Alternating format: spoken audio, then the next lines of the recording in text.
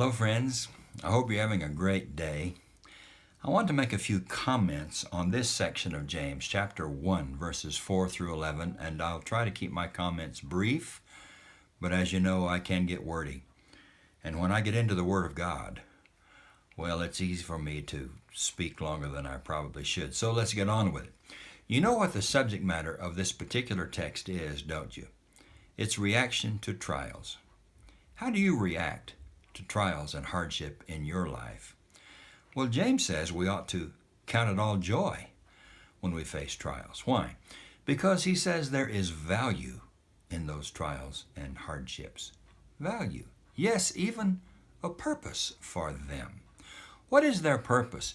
James says it is to develop our spiritual maturity. And how does that happen? By the cultivation of our character. And what is the particular character trait that is developed when we face trials? James says it is patient endurance. Now, if you're like me, we could all do with a healthy dose of patient endurance. So bring on the trials, right? No, I don't think we should welcome trials, but I definitely think that James says we should see the value in them and the purpose in them. Okay, now let's go on to verses 5 through 8. What connection do these verses have with our reaction to trials? Well, how should we cope with our trials? What should we do when we face trials? James says we should ask for the gift of wisdom. And what good will that do us? Well, he wants us to see the value in our trials. He wants us to see those trials and hardships in a positive light. And in order to have that perspective, well, we need wisdom from above. So we are to ask God for the wisdom to see our trials in a positive light, to see their value. Now, on God's side, we know that He is generous and willing to give us whatever we ask that is according to His will. That's the God we serve. On our side, James says we need to be sure that we ask in faith.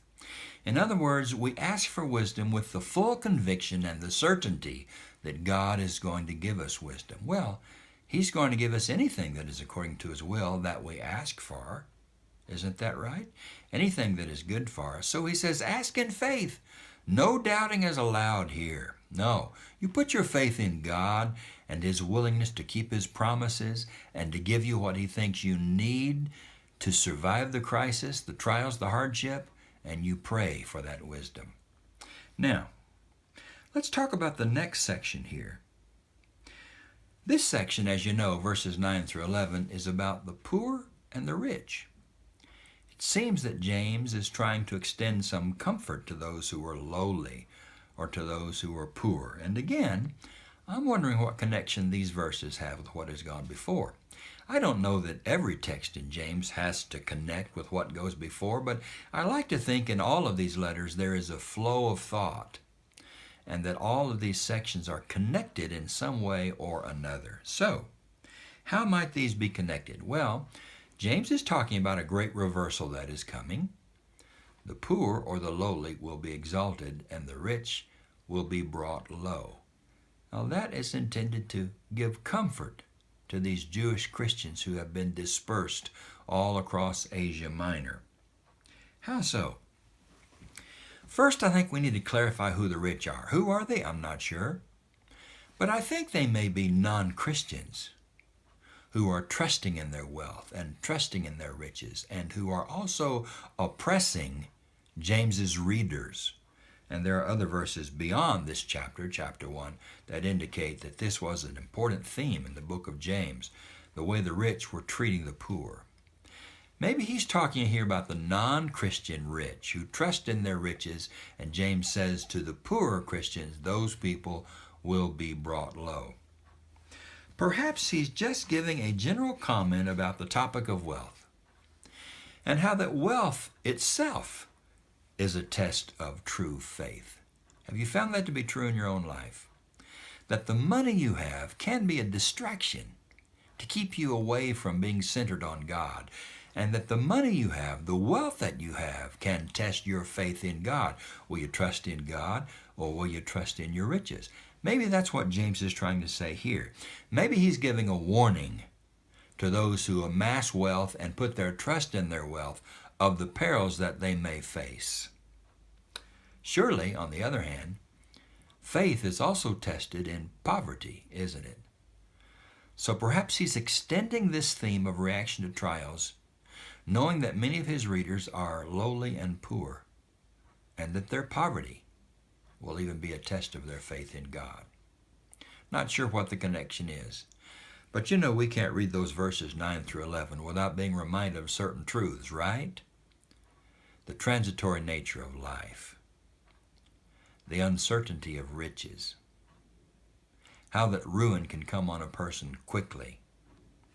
Well, the text says that the rich are like the grass in the field. When the scorching wind blows across it, the grass withers and dies.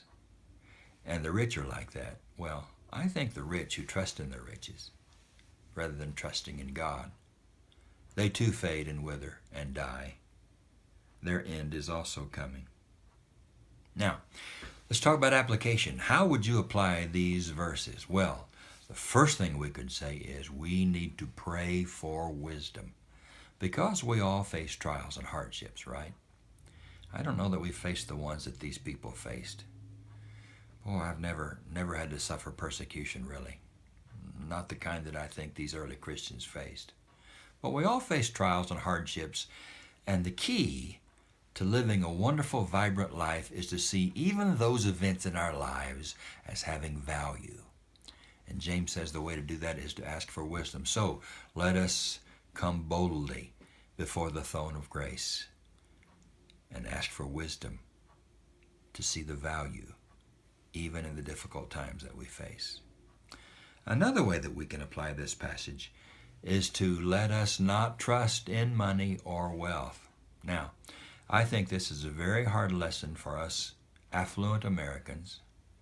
Most all of us are affluent by the world's standards, and there's always the temptation to trust in those riches and to trust in that wealth and to place our hope in them instead of in God. This passage warns us against that.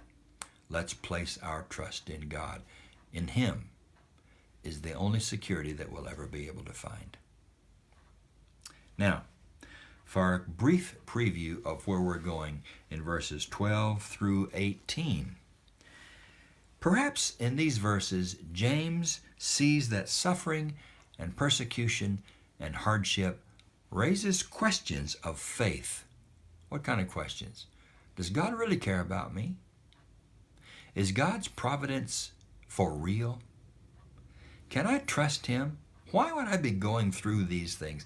Why would I be going through these hardships and trials if God really does care for me?